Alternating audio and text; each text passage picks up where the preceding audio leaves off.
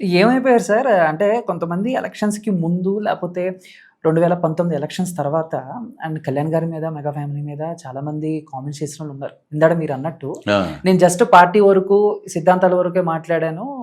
పోసాని కృష్ణమురళి గారిలాగా బూతులు మాట్లాడలేదు అని అన్నారు. సో ఏంటి దాని గురించి ఏం చెప్తారు ఆయన గురించి? అంటే ఆయన ఎక్కడ ఉన్నాడో కూడా తెలియదండి. పోనీ ఏదైనా చెప్దామన్నా పోనీ ఆయన ఎక్కడ ఉన్నాడో ఎవరికి తెలియదు. మళ్ళీ కలవలేదా సార్? అంటే అసలు నేను ఎప్పుడు బయటకు కలవను. వచ్చిన తర్వాత లేకపోతే ఎప్పుడు మా పార్టీలో ఉన్నప్పుడు కూడా నాకు అగైనెస్ట్ ఆయన పార్టీలో ఆ, వైసీపీలో ఉన్నప్పుడు నన్ను మాట్లాడింది అయ్యని మాట్లాడింది ఆయనే. ఎందుకు పృథ్వీ గారు అంటే ఎందుకంటే ఓర్వలేని తనం అండి, ఓర్వలేని తనం, ఇష్టం లేదా? ఓర్వలేని తనం అండి అంతే. ఇంకా అంతకుమించి నేను ఏం చెప్పలేను. ఇంకా ఆయన మంచి కోసం నేను ఆయన అనారోగ్యం పాలైనప్పుడు హాస్పిటల్ వేసేదాకా నేను 2-3 సార్లు వెళ్ళాను. అంతవరకు అండి హలో అంటే హలో అంటాం అంతవరకే. అసలు ఆ హలో అనేది 2 ఏళ్ళ నుంచి కూడా లేదు. ఇక్కడ మామూలుగా ఈ ఇండస్ట్రీ నుంచి ఏమన్నా చిన్న చిన్న మిస్అండర్స్టాండింగ్స్ ఉన్నాయా సార్ మీకు పోసాని గారికి ఏమన్నా, లేకపోతే ఈ పొలిటికల్ పరంగానే? అంతే, మిస్అండర్స్టాండింగ్ ఏముంటాయంటే ఆయన సినిమాలు ఆయనే, మా సినిమాలు మావే అంతే. ఏదైనా సెట్లోకి వెళ్ళినా కూడా ఆయన డైలాగ్ అయింది, మన డైలాగ్ మంది అంతే. అంత రాసుకులు పూసుకునే అంత లేదండి. సరే, కళ్యాణ్ గారిని గెలిపించడం కోసం మీరు, మీలాంటి ఆర్టిస్టులు, మొత్తం జన సైనికులు అందరూ కూడా ఆయన గెలుపు కావాలని చెప్పేసి ఇలాంటి టైంలో ఒక సొంత ఫ్యామిలీ నుంచి అల్లు అర్జున్ గారు వైసీపీలో ఆయన ఫ్రెండ్కి సపోర్ట్ చేయటం అనేది పెద్ద వివాదం, వివాదం అయింది. పెద్ద దుమారమే. అండ్ ఆయన వెళ్ళి చెయ్యూపి అలా ఓకే, అదంతా ఓకే, కానీ బట్ ఆయన మాట్లాడిన మాటలు అంటే తను వద్దన్నాడు బట్ నాకే రావాలనిపించి వచ్చాను అనేది కూడా రకంగా కొంచెం ఎక్కడో మెగా ఫ్యాన్స్ వరకు హట్ అయ్యారు అనేది నిజం. సో మీరు ఎలా చూస్తారు దీన్ని, ఏ కోణంలో చూస్తారు? అంటే అది వాళ్ళతో పాటు బాగా అటాచ్గా ఉన్న బన్నీవాసు గారే మాట్లాడలేదు దాని మీద. ఏదో ఎక్కడో తప్పు జరిగిందండి అని. ఇప్పుడు చిరంజీవి గారికి అలాంటి అసలు ఇష్టం ఉండదండి. ఆయన ప్రతి సంక్రాంతికి 40 మంది 50 మందిని ఫ్లైట్లో కుటుంబాన్ని మొత్తం బెంగళూరు తీసుకెళ్ళి సంక్రాంతి సంబరాలన్నీ చేస్తారు. మరి ఇది ఏదన్నా దాంట్లో ఏదన్నా లొసుగున్నా, దాంట్లో ఏదన్నా లాజిక్ ఉన్నా అది పెద్దన్నయే దాన్ని వాళ్ళు మాడుకుంటారు. It is a family matter, కుటుంబ వ్యవహారం. అంటే మామూలుగా దాంతో ఫ్యాన్స్ ఏంటంటే ఇటేమో బన్నీ హెడ్ అవతల లక్షల జనం, అటు రామ్ చరణ్ గారు హెడ్ వెనకాల అటేపు తక్కువ జనం ఉన్నారు. ఇలాంటివన్నీ వాళ్ళు అందరూ కలిసిమెలిసే ఉంటారండి. ఏదో టీ కప్లో తుఫాన్ లాంటిది ఇది. అంతే అంటారు. అంతే. అంటే మామూలుగా ఇప్పుడు ఇందాక మీరు అన్నారు ముగ్గురు కూడా బయట వ్యక్తులనే క్షమించేస్తారు ఇక అంతే. ఇప్పుడు బయట వ్యక్తులనే క్షమించినప్పుడు కుటుంబంలో వ్యక్తులను ఎందుకు క్షమించరండి? రేపు పొద్దున్న రామ్ చరణ్ గారి సినిమా పెద్ద హిట్, నేషనల్ అవార్డు వచ్చింది, నువ్వు కూడా కొట్టావన్నా అని ఆయన అంటాడు, అనొచ్చు. ఈయన సినిమా హిట్ అయినప్పుడు ఆయన వాళ్ళందరూ సరదాగానే ఉంటారండి. అది ఈ మధ్యలో ఫ్యాన్స్ హడావిడి తప్పితే ఇంకేముండదు. సార్ ఇప్పుడు మీరు జనసేనలో ఉన్నారు అండ్ ఎలక్షన్స్ అయిపోయినాయి, మళ్ళీ 29లో ఎలక్షన్స్ వస్తాయి కదా.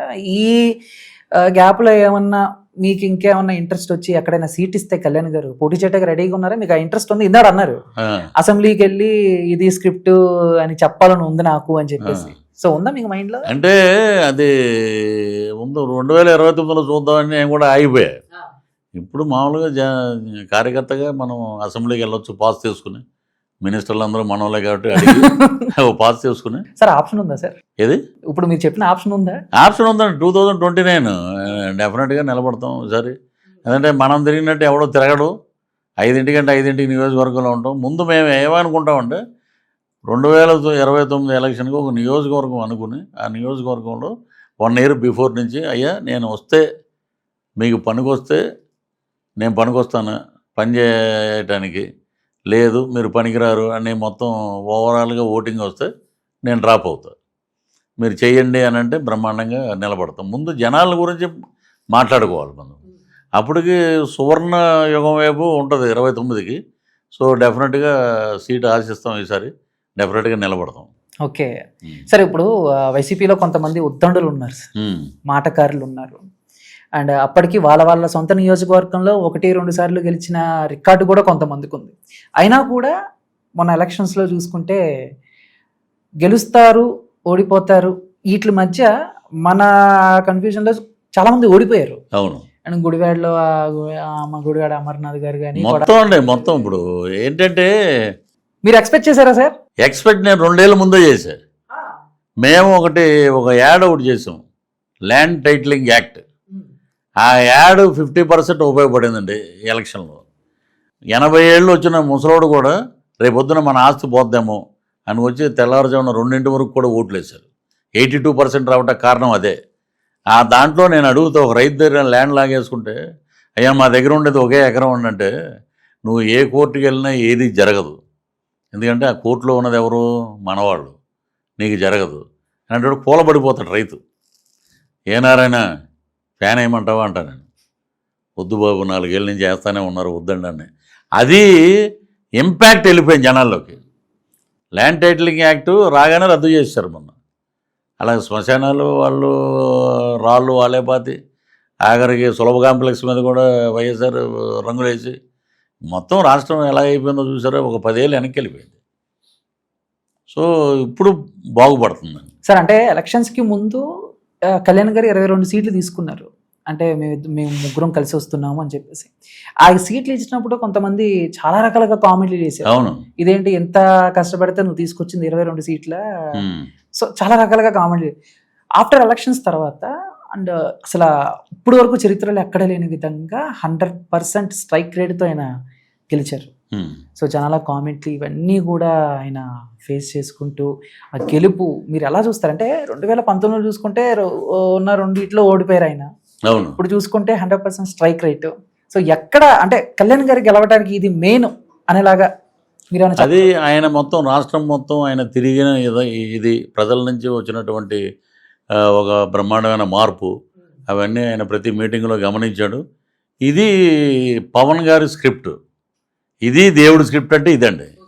ఆయన చూశాడు 21 అసెంబ్లీ, 2 పార్లమెంటు, స్ట్రైక్ రేటు 100%, మొత్తం ఢిల్లీ రాజకీయాలను కూడా కదిలించింది. సో అది జనసేన పవరు, అది పవర్ ఆఫ్ కొణిదెల పవన్ కళ్యాణ్. ఒక మాట అన్నాడు ఆయన, నిన్ను పాతాళానికి తొక్కకపోతే నా పేరు కొణిదెల పవన్ కళ్యాణ్ కాదన్నాడు. అదే జరిగింది. ప్రజలు విశ్వసించారు, నాయకత్వ లక్షణాలు ఈయనలో ఉన్న, ఈయనే కావాలి మనకి అన్నారు. ఈ రోజున పిఠాపురం వెళ్ళి చూస్తే అద్భుతంగా ఉందండి. ఎక్కడ చూసినా బ్రహ్మరథం పడుతున్నారు. ఇదే పిఠాపురం. నేను అనుకున్నా మొన్న వెళ్ళి, ఇదేంటి ఇలాగ రోడ్లు ఇలాగ వచ్చినాయి ఏదంటే, అది ఒక విజన్ ఉన్నవాడు రాజకీయాల్లో ఉంటే, ప్రభుత్వంలో ఉంటే అద్భుతమైన పరిపాలన ఉంటుంది అన్నది నిదర్శనం. సార్ మీరు ఎక్కడ సార్, మీ తాడేపల్లిగూడెం నుంచే పోటీ చేస్తారా ఒకవేళ నెక్స్ట్ టైం అన్న? తాడేపల్లిగూడెంలో ఇప్పుడు మా వాడు బొలిశెట్టి శ్రీనివాస్ మాకు సీనియర్, అతను గెలిచాడు, బ్రహ్మాండంగా చేస్తున్నాడు. చైర్మన్గా ఉన్నప్పుడు, మున్సిపల్ చైర్మన్గా ఉన్నప్పుడు అద్భుతం చేశాడు. ఇప్పుడు ఇంకా బ్రహ్మాండం చేస్తున్నాడు. రేపు 2029కి మళ్ళీ అతనే గెలుస్తాడు. సో అక్కడికి వెళ్ళమండి. ఎక్కడో చోట 175 నియోజకవర్గాల్లో ఎక్కడ నిలబడినా బ్రహ్మరథం బట్టి పవన్ కళ్యాణ్ గారి క్యాండిడేట్ ఇతనని గెలిపిస్తారు. సార్ అంటే ఎప్పటి నుంచో సార్, ఇప్పుడు టీడీపీ మన 2019 ఎలక్షన్స్కి అయితే చాలా వరకు కామెంట్లు వచ్చాయి, టీడీపీ పైన అయిపోయింది అని చెప్పేసి. ఇక 2024లో మళ్ళీ టీడీపీ పుంజుకుంది మళ్ళీ. అంటే ఇప్పుడు ఈ టీడీపీకి సంబంధించి ఈ వారసుల విషయంలో అప్పుడప్పుడు హాట్ టాపిక్ వస్తూ ఉంటుంది. అండ్ టీడీపీకి నెక్స్ట్ వారసుడు లోకేష్ బాబు గారు, లోకేష్ గారు అని, లేదు జూనియర్ ఎన్టీఆర్ గారే రావాలి అని చెప్పేసి. సో మీరు ఏం చెప్తారు? అంటే వింటూ ఉంటారు కదా మీరు కూడా. నేను అనేది ఏంటంటే అండి, ఇప్పుడు లోకేష్ గారు ఉన్నారు, గవర్నమెంట్లో ఉన్నాడు, ఆయన పాదయాత్ర చేశాడు, ప్రజల పట్ల తిరిగాడు, ప్రజల్లో ఉన్నాడు, ప్రజల కోసం పనిచేస్తున్నాడు ఆయన. ఒకప్పుడు లోకేష్ గారు ఇలాగ మాట్లాడతాడా, అంత సీన్ ఉందా, ఎంత ఉందా అని మాట్లాడారు. ఈ రోజున మొత్తం ఒక క్రమశిక్షణగా, ఒక మాట తప్పకుండా బ్రహ్మాండంగా పవన్ కళ్యాణ్ గారు స్ఫూర్తితోటి ఆయన రాజకీయాల్లో వచ్చి మినిస్టర్ చేశాడు ఆయన. దాంతో ఇంకా అద్భుతంగా పరిపాలిస్తున్నాడు ఈ రోజున.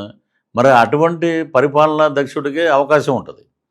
ప్రజలు ఏమని కోరుకుంటారు, మనకి బ్రహ్మాండంగా పనిచేస్తున్నాడు ఇతను, నిలబడి ఏదైనా పెద్ద పోస్టుకు వస్తే అని.